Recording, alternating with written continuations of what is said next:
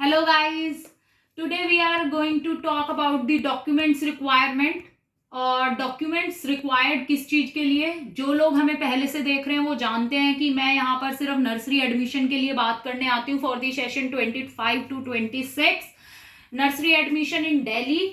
हमें क्या क्या डॉक्यूमेंट्स की जरूरत है, आज की वीडियो इसी के बारे में है कि आप लोगों को एडमिशन से पहले ये सारे डॉक्यूमेंट्स अपने पास रखने हैं ताकि एडमिशन में कोई भी परेशानी ना हो और आपको किसी भी तरीके की देरी का अनुभव ना करना पड़े।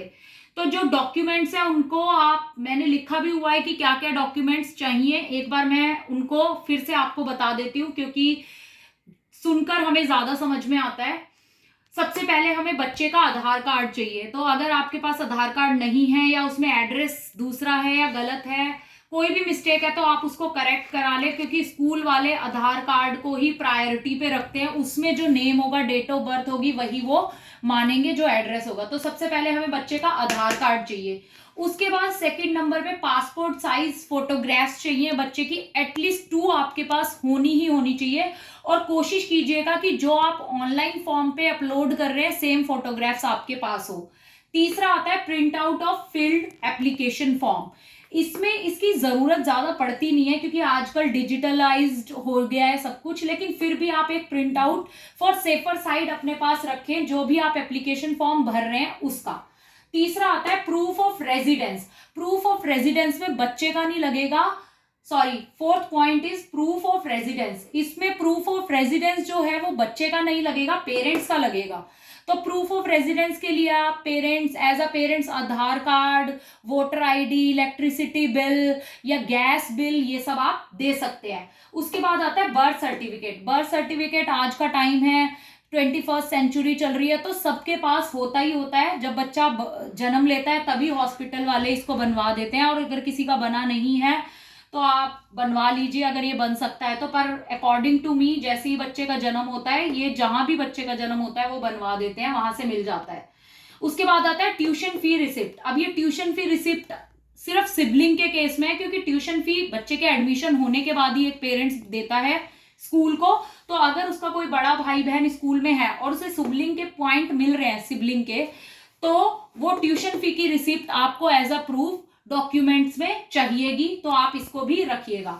उसके बाद आता है proof regarding parents being alumni. Alumni के अगर आप पॉइंट्स ले रहे हैं, अगर किसी बच्चे के माता पिता सेम स्कूल से पढ़े हुए हैं, तो उसको एज अ एलुमिनी शो करने के लिए खुद को उसका कोई प्रूफ होना चाहिए, बच्चे के पापा या मम्मी का, ठीक है। उसके बाद आजकल मेडिकल फिटनेस बहुत ज्यादा जरूरी हो गया है।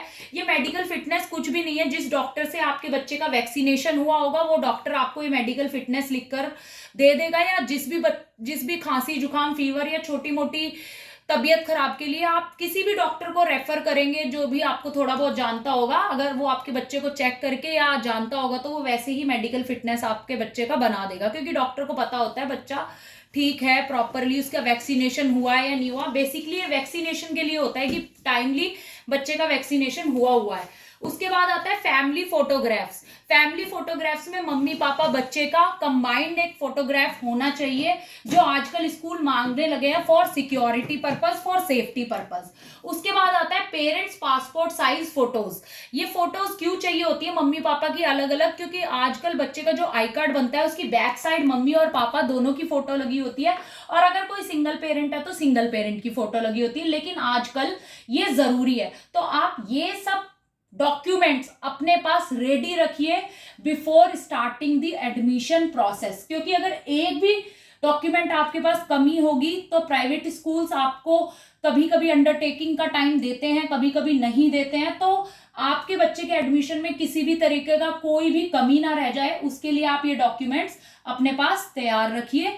आज की वीडियो में बस इतना ही था। Thank you so much. Video अच्छी लगे तो लाइक शेयर सब्सक्राइब करिए और इस वीडियो को ज्यादा से ज्यादा शेयर कीजिए। Thank you so much. अगर आपका कोई भी क्वेश्चन है, कोई भी क्वेरी है, तो आप इस वीडियो के कमेंट बॉक्स में कमेंट कर सकते हैं।